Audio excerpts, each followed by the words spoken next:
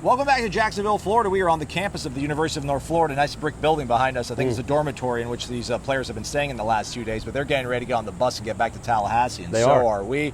We being Corey Clark, lead writer for Warchant.com, the Ultimate Seminoles sports source, and myself, Aslan Hajavani, director of digital media. Come over to the website. It's $1 American for an entire year of access. What are you waiting for? I'm pretty sure Norvell's a member, right? The whole coaching staff is probably a member. You guys should be too. It makes no sense. He wants to read my observations. Why wouldn't he? Because sometimes he doesn't get to see practice with a fine eye like I do. So he wants to go read my observations. You're going to get some of them here because that's what we do. But all of them are on the website for $1. Yeah. Thumbs up, all that good stuff. We would appreciate it. All right, let's get to it then.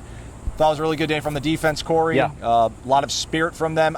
The coolest part, I think, to me this weekend, other than maybe seeing all these former players come out, which we'll probably talk about at some point in this video, is just like the level of competitiveness that is going on in this practice. I mean, listen, they were competing and working hard in years prior, but I mean, like the amount of confidence, I'm not going to use the word swagger, but the amount of confidence and spirit and just, desire they have, how important it is for them to win these reps when they're going up 11 on 11, 7 on 7, and to watch like the fun they're having, but they're kind of needling each other. I mean, there's a certain point where defensive back rips out the towel of one of the quarterbacks after they won like an 11-on-11 situation, throws it away, and they start dancing. You could probably guess who that DB is if you've been following along for about a year and a half. You could probably guess. I like seeing that. I think it's a sign of a good team that's confident and talented. Yeah, and I just think when you're talking about practice and the dog days of August, as Mike Norvell said after practice, he doesn't want to have to create an atmosphere for them to be excited. He wants them to get excited organically, naturally, because they're trying to get better. And that's hard to do. It is hard to do when you are on day 5 of a day 6 grind. You got a scrimmage tomorrow. You've been in pads for 5 straight days, and you still got 2 weeks till the season actually starts. It is the dog days.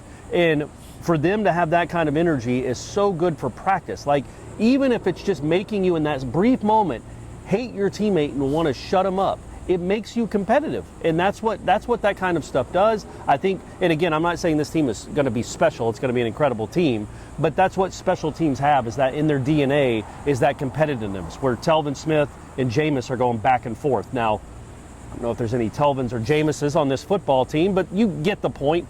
And it is back and forth, and there's a lot of talk. It's a lot, the defense won today, and they let them hear about it, which is good because you want the offense to get mad. You want the offense to want to shut the defense up, and you want them to raise their level of competition. And I think for the most part they have. I think the offense has gotten better in the last 2 weeks, and I think there is a good back and forth and give and take. Yeah. Let's keep it on the offense. No specific injury news to pass along per university instructions and rules that we have to abide by, but he was asked about Bryson Estes and his use at the center position. And as he was 2 or 3 days ago when Caden Lyle's injury was announced. He said that he might try Bryson Estes at center, so that's nothing new really, right? Right. But he's a guy that we saw after practice, drilling with Jordan Travis. So that's probably a good sign of trying to build some chemistry and camaraderie at that. And depth. You got to build depth. As that's how because when Norvell answered, you can watch it on the site, he talked about, trying to build depth. So that's what they're trying to do.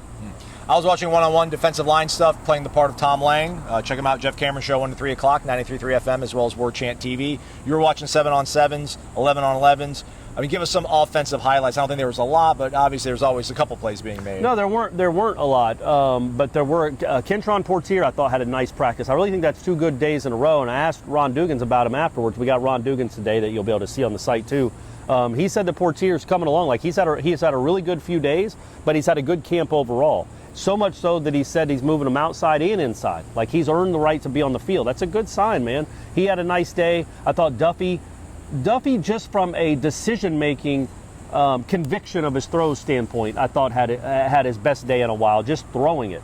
But it's really hard to say that there were any real standouts on offense. They were put, just so you have some context, a lot of the drills are just you get a first. These are 1st and 10 plays. These are 2nd and 6 plays. Today was a lot of 3rd and 12 plays, and that was a struggle, as it will be in games. You don't want to get in 3rd and 12. So that was a struggle, and the defense won the day. Noles had an interception. Sam McCall had another interception, almost had another one in the end zone.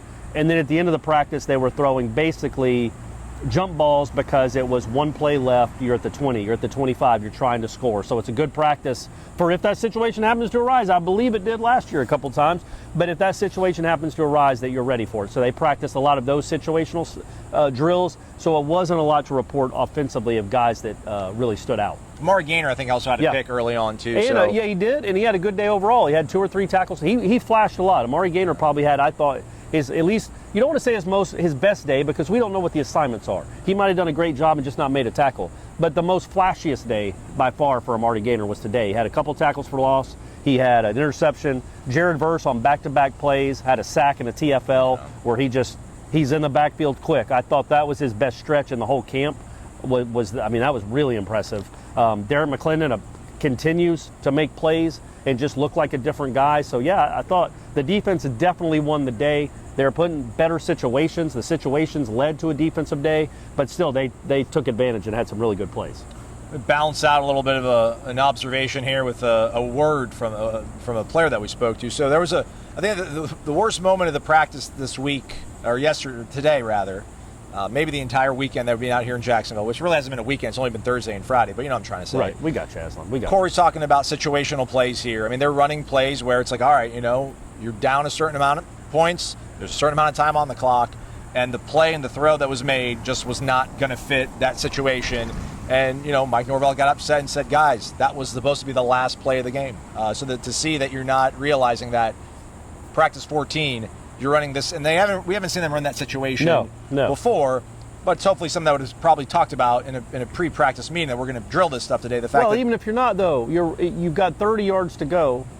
Obviously, there will be a guy wide open 8 yards from the line of scrimmage. Obviously, they want you to. I mean, why would they cover somebody there? So don't throw it to him because what is he going to score? That's where Norvell was unhappy. Here's the good news, though. We spoke to Mycah Pittman after practice. Great interview, by the way. Always. Great interview. Always. Really super excited about being here at Florida State, gushing about Mike Norvell and Alex Atkins, this offense, saying that it hasn't been since he was coach under Marcus Arroyo, who's now the head coach, I think, at UNLV, that he's had a coach tailor-make plays for him based on his skill set. So he's really excited about that. Norvell's success offensively at Memphis, which we still think we're probably a year or two away from that happening. But when he asked about Jordan Travis, made a pretty big, bold comparison to hasn't had that kind of quarterback play around him since J. Herb. He's been super impressive. I told him I haven't seen a guy like him since J. Herb days. Like, seriously, I'm not even trying to gas my guy up, but he's that impressive to me. Did you hear that? Yeah. J. Herb, Justin Herbert. Oh, okay. That's who he said. I was like, who is Jay Hurd? I thought he said Hurd. And I'm like, am I supposed to know who Jay Hurd is? I don't know your high school quarterback. Starting quarterback of the Los Angeles Chargers, first round pick. And a good one. And look, we already know I've compared him to Pat Mahomes. Yeah. Now he's getting compared Lamar Jackson. And Lamar, all of them. Pour it onto the bowl. No, that's not happening. He isn't that. But Pittman's point was he's made some ridiculous throws, and obviously he's got that. He called his athleticism second to none, which is true. It is. I think Jordan Travis has had a nice camp. I really do. He had the one great day in the 2-minute drills, which again, that was set up more for the offense to succeed. Today was more for the defense to succeed, but he's been solid overall otherwise. I just think Pittman and Dugans had a lot of good things to say about the receiving corps in general. Can you guys hear those? That's is this cicadas or whatever? That's crazy. Did we anger them? We're getting bombarded by gnats, too. We're going to wrap this thing up. We're going to get on the road, get all the content up for you. Subscribe to the website, though. Scrimmage tomorrow night, by the way. We can't watch, but we can do all the reporting. Yeah. So scrimmage tomorrow night. We'll get Norvell and all the coordinators after practice or after the scrimmage, probably around 10 o'clock tomorrow night, right? Yeah. Go out, have some dinner. Yeah. Drink some DeLuna afterwards. Stay up, and then hop on the website. Probably about 10:30 or so. We'll have all that sort of stuff broken down. I'm sure he's going to. Are you going to be hammering out the transcription of everything they've been saying? What I do, man. It's what I do. What he does. Practice footage from today. Interviews from Mycah Pittman, Ron Dugans, and Mike Norvell. All up on the website. Hit the thumbs up. And again, $1. Go to Warchant.com. It's around the front page. You can't miss it. Tap it. Put your name in. Put a credit card. You're only going to hit for $1 for a whole year, and then never again. Just for 1 year. And if you want us to quit bothering you about it, do it. He's Corey. I'm Aslan. Thanks for watching. Take care.